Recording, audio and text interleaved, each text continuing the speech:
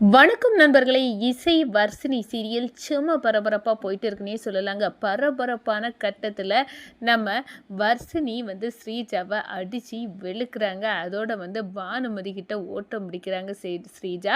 இந்த பாருங்க, எப்படியாவது என்னை அடித்து அந்த வர்சினியை கொல்லணும் அப்படின்னு கொல்ல துணிகிறாங்க. பானுமதியோட கை கோர்த்து நம்ம பட்டு கல்யாணத்துக்கு புடவைகளை எடுக்க நம்ம சுபத்ரா வர்சினி எல்லாத்தையும் கூட்டிக்கிட்டு துணி கடைக்கு போயிருப்பாங்க. அங்கே ட்ரெஸ்ஸிங் ரூமுக்குள்ளே வச்சு நம்ம கரண்ட் சாக்கடிச்சு வர்சினியை கொல்ல திட்டம் போட்டிருக்காங்க. நம்ம பானுமதியும் ஸ்ரீஜாவும் சேர்ந்து அதை முறியடிக்கிறாங்க நம்ம இசை. அதை பற்றி தான் இந்த வீடியோக்குள்ளே பார்க்க போகிறோம்.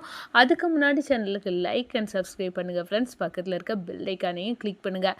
அப்போ தான் நான் போடுற ஒவ்வொரு வீடியோவும் நோட்டிஃபிகேஷனாக உங்களுக்கு கிடைக்கும். வாங்க ஃப்ரெண்ட்ஸ், வீடியோக்குள்ளே போகலாம்.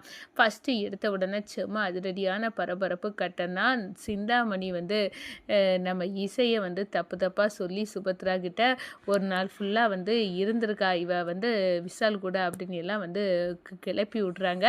ஆனால் நான் விஷாலுக்கு உடம்பு சரியில்லை, அவருக்கு மருந்து கொடுக்கறதுக்காக தான் நான் இங்கே ஸ்டே பண்ணினேன் அப்படின்னு அந்த இடத்துல சொல்லிடுறாங்க. நம்ம விஷாலும் ஆமாம் இசை நல்லது தான் பண்ணா அப்படின்னு சொல்லிடுறாங்க. வேறு வழி இல்லாமல் சுபத்ரா என் மருமக எப்போவும் நல்ல விஷயந்தான் பண்ணியிருப்பா, என்னோட மகா தான் இவா அப்படின்னு அந்த இடத்துல இசைக்கு நல்ல மரியாதையை கொடுத்துறாங்க. அதோட நெத்தி அடியாக நம்ம சிந்தாமணிக்கும் ஆப்பு வச்சுறாங்க. நீ எதுக்கும் இப்படியெல்லாம் இசையை சொல்லதை இதோட நிப்பாட்டிரு அப்படின்னு சொல்லிடுறாங்க. அடுத்ததாக பார்த்தா எல்லாரும் கல்யாணத்துக்கு புடவை எடுக்க போகணும்.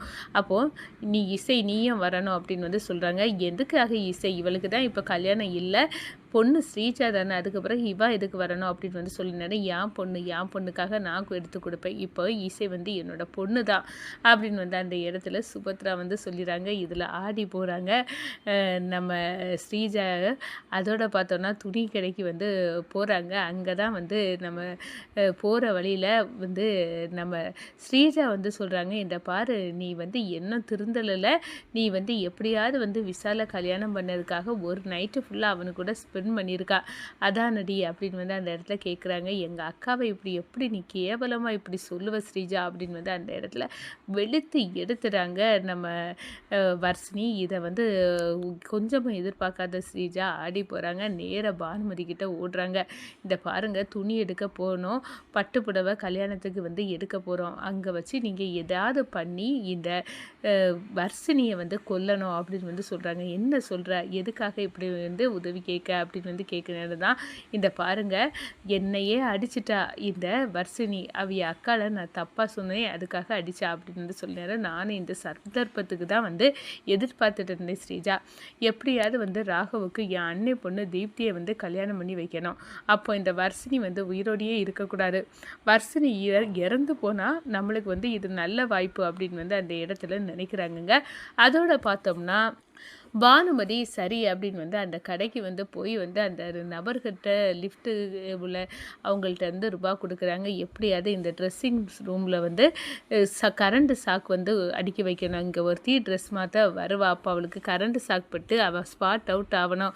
அதுக்கு ஏதாவது வழி உண்டுன்னா பண்ணுங்க, நான் எவ்வளோ ரூபா தாரேன், அது வேணாலும் தாரேன் அப்படின்னு பேசுகிறாங்க. சரி ஓகே மேடம் அப்படின்னு அவங்கள அதுக்கு ஒத்துக்கிட்டாங்க.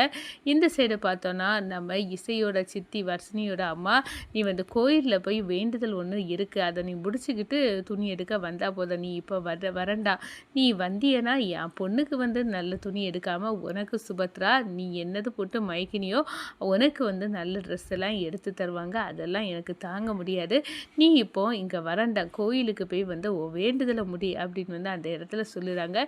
இங்கே வர்சினிக்கு உயிருக்கு ஆபத்து ஏற்படும்படி பண்ணிட்டாங்கன்னே சொல்லலாம். நம்ம சுபத்ரா எல்லாருமே ரெடி ஆகிட்டா, வாங்க துணி கடைக்கு போகலாம், பட்டு எடுக்க போகலாம் கல்யாணத்துக்கு அப்படின்னு போக நேரம் எங்கே இசையை காணலை அப்படின்னு கேட்க நேரம் இசை ஒரு வேண்டுதலுக்காக கோயில் வரைக்கும் போயிருக்கா அப்படின்னு அவங்க சித்தி சொல்கிறாங்க. இதை கேட்டதும் ஆடி போகிறாங்க. என்னங்க, நான் சொல்லியிருந்தேன்ல இன்றைக்கி துணி எடுக்க போகிறோம், இசையும் கூட வரணும், அது என் பொண்ணு மாதிரி தான், அவளுக்கு கல்யாணம் இல்லை ஆகட்டுனா என்ன, அவள் என் மருமகளாக வராட்டாலும் என் வீட்டுக்கு மகா, அவள் செய்யறதெல்லாம் சரியாக தான் இருக்கும், யாரும் எதுவும் குறை சொல்ல விடாமல் நான் பார்த்துக்கிறேன்.